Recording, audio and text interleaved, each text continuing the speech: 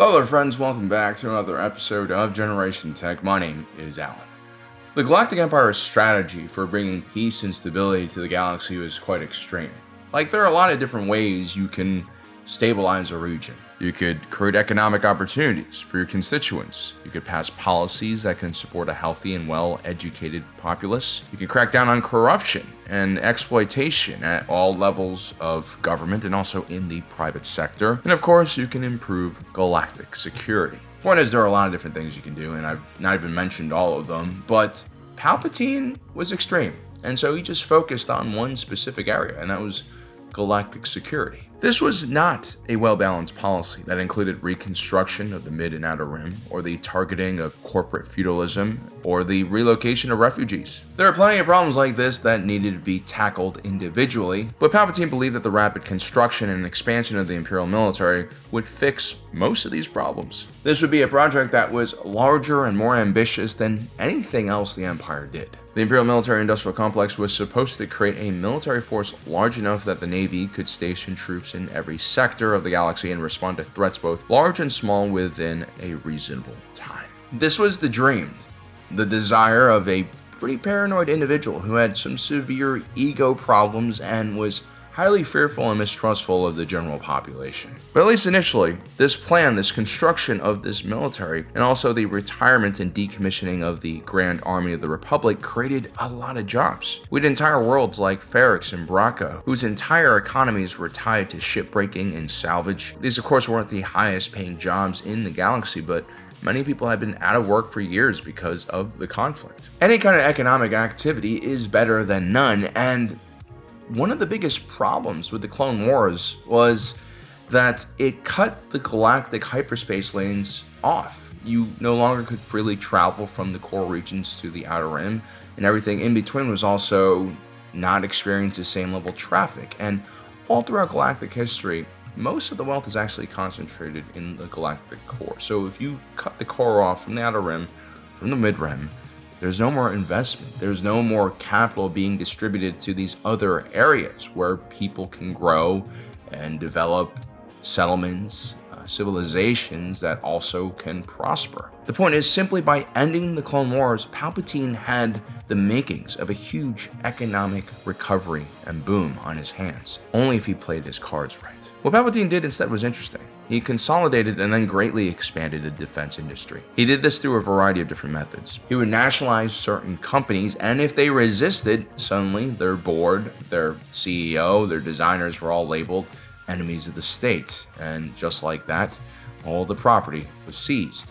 And there are also other companies that wanted to be nationalized by the Empire because it meant that they were going to get first picks on very lucrative contracts that could be massive in scale. A contract with the newly built Imperial Military would allow these corporations to greatly scale up their operations, increasing their hiring and upgrading their factories. And of course, this would pump in a lot of money to the local areas where these factories were being upgraded and built. The Empire would also seize entire planets and asteroid belts full of resources, dedicating it to these imperial machines. The central government was taking full advantage of the galaxy's bountiful resources. And in a lot of ways, without someone like Palpatine in control, this type of project of this scale probably never could have happened. And that's because you have a lot of local voices, dissenters, local interests that might not want you to, destroy their society and turn their entire planet into a strip mine. Under the Empire, these local voices were just simply crushed or ignored. And those individuals would eventually turn into dissident forces. Many of them would ally themselves with the Alliance to restore the Republic, but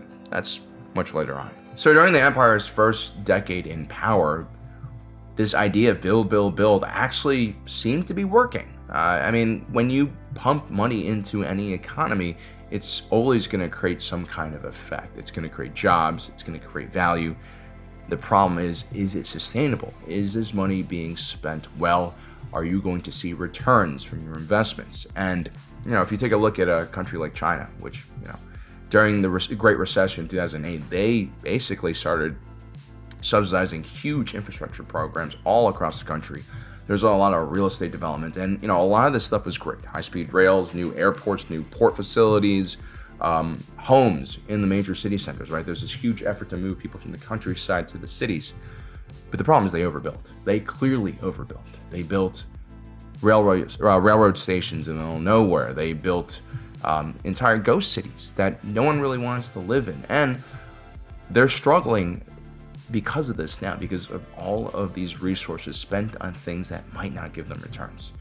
And so when you take a look at the Empire, when they're building these Star Destroyers, when they're building all of these AT-ATs, you have to ask yourself, is this actually an investment that will give you returns? Well, usually, unless your faction is fighting an existential war against some species or other faction that is trying to wipe you out, military expenditures do not protect assets, do not grow assets. Instead, it's just the drain on your overall economic growth. And here's the thing, I'll give Palpatine a little bit of credit here. The designs that he did commission, especially for platforms like the TIE Fighter, which had to be produced in massive numbers, were amongst some of the most efficient war machines ever designed. The Senior Fleet System TIE Fighters, twin ion engines, for instance, is perhaps one of the most perfectly and cheaply designed propulsion systems in galactic history. This was an engineering marvel. I would argue that it's one of the Empire's greatest achievements, even more impressive than the Death Star in some ways, because this engine had 0 moving parts, and this really decreased the wear and tear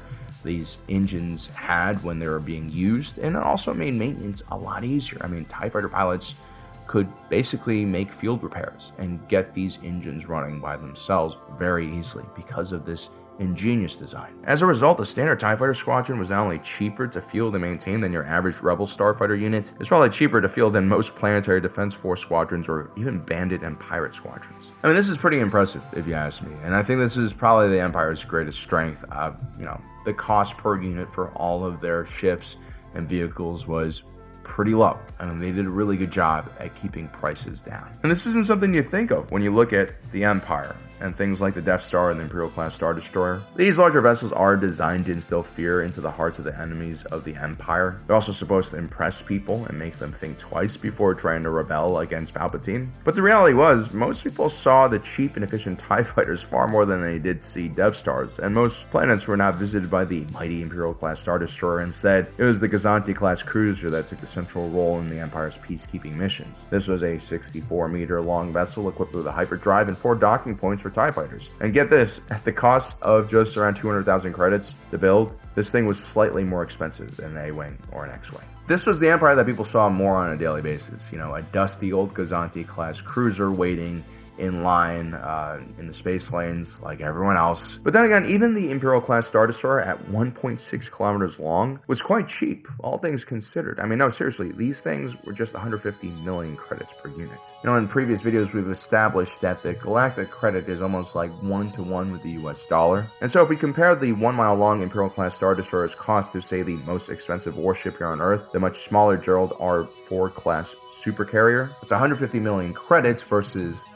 13 billion US dollars. Now, there are a variety of reasons why the aircraft carrier costs so much more than a Star Destroyer, but one huge factor is the fact that only a handful of these aircraft carriers were actually built, or going to be built, whereas there were over 25,000 Imperial-class Star Destroyers being built in massive zero-G facilities all across the galaxy. They're also using probably slave and automated labor to get this done.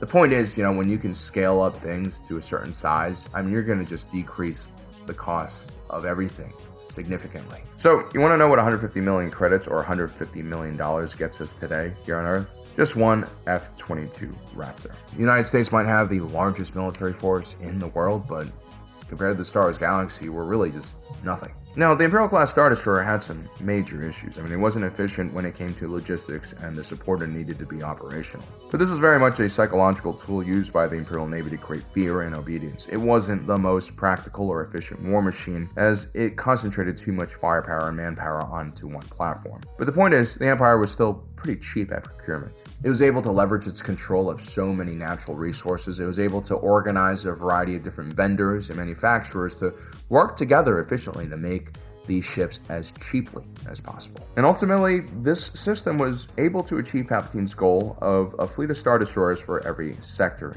in the galaxy. This was a remarkable achievement, yet the Empire still failed in its ultimate goal of keeping the peace. And while we can talk until we're blue in the face about the weaknesses of each individual platform designed by the Empire, the bigger problem here is just the concentration of all that power into one person's hands. As we mentioned before, Palpatine was an extreme person. Instead of trying to create economic reform and political reform, instead of increasing social benefits and services for the people displaced by the war, Palpatine believed that ramping up military production was a one-size-fits-all solution. Spur economic activity through building warships, and then allow people to get those jobs, lifting them out of poverty. But the problem with all this government spending, especially for the military, is that it doesn't directly generate any wealth in the long term. Yes, some industrial tycoons will get rich, a lot of people will have jobs, but ultimately these are massive public expenditures that might actually return nothing to the taxpayer.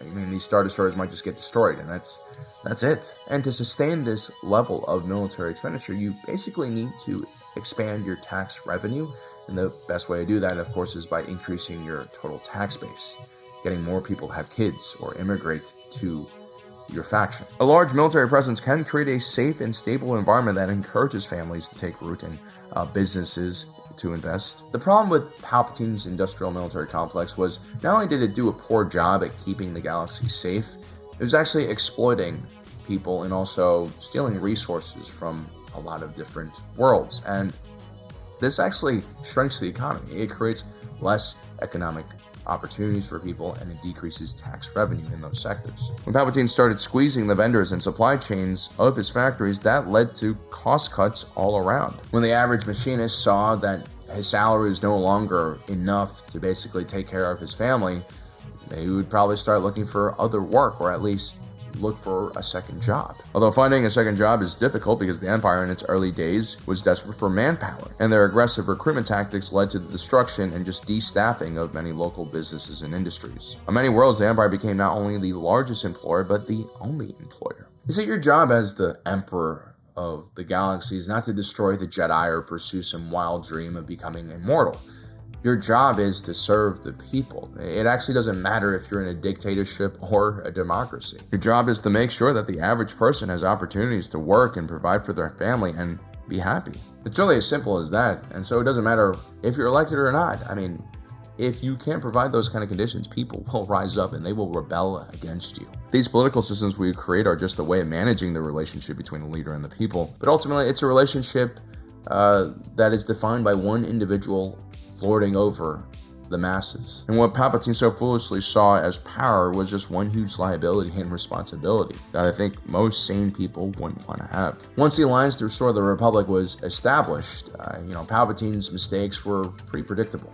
He had already developed a pattern of stupidity by this time. He would become increasingly paranoid that his state security apparatus was not working. After the successful raid on Aldhani, Palpatine would foolishly replace the massive Imperial Army, which was a cheaper garrison force, with the elite Stormtrooper Corps. These soldiers were a vanguard unit equipped to assault heavily fortified positions. They weren't supposed to be deployed en masse to defend some bunker in the middle of nowhere or patrol city streets, but that's what happened. There was really nothing wrong with the Imperial Army.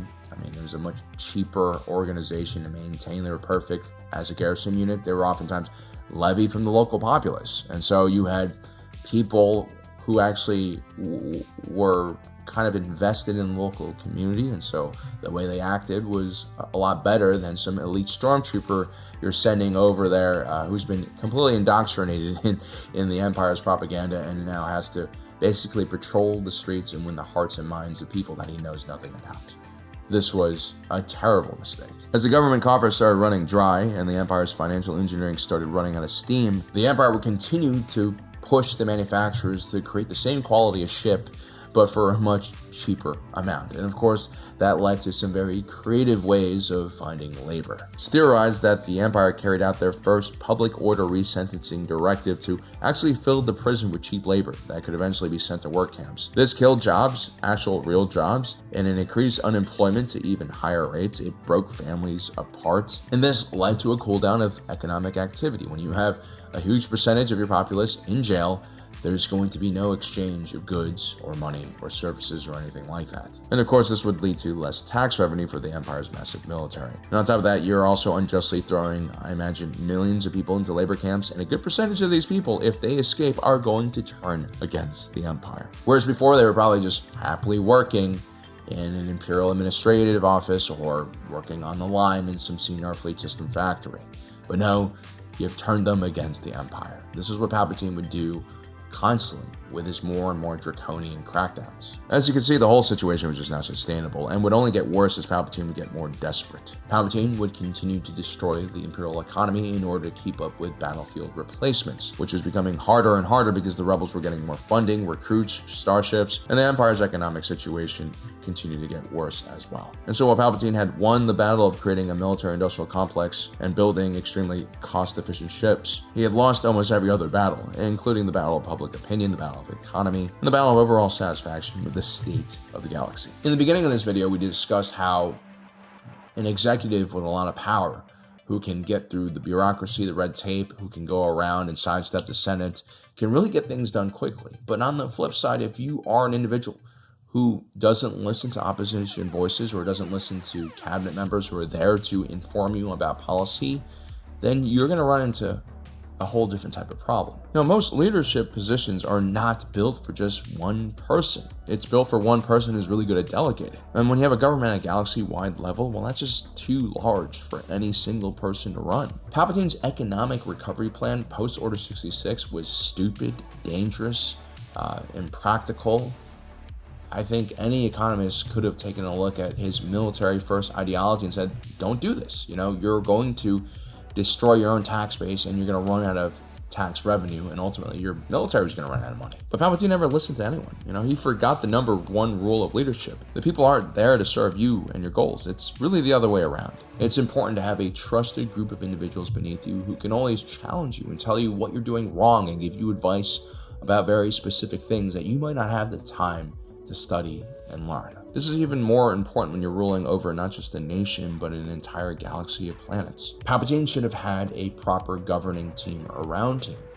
He should have had individuals who could run the day-to-day operations of the Empire. To get rid of the Imperial Senate, you still need individuals running the various sectors of the galaxy, passing and refining policies and regulations to make sure things are run properly. The problem was, while Palpatine was so focused on building up the Imperial military, he neglected almost every other aspect of governorship. The Empire could have created a huge amount of economic growth by simply rebuilding and reconstructing worlds that had been destroyed by the Clone Wars. There are plenty of economies and ecosystems that just needed a little bit of investment, then it could have gotten back to its former path of prosperity. Palpatine should have just kept the Grand Army of the Republic in its current form, a very powerful and modern military force that was less than 4 years old. He could have created an economic stimulus, not by building military assets, but by just rebuilding the galaxy, creating large government work groups that employed maybe refugees or other people who had been unemployed because of the war. How many cities could Palpatine have revitalized with just the cost of one Imperial-class Star Destroyer? How many sectors could he have increased the tax revenue in by just doing simple things like reconnecting the hyperspace lanes, clearing them of debris,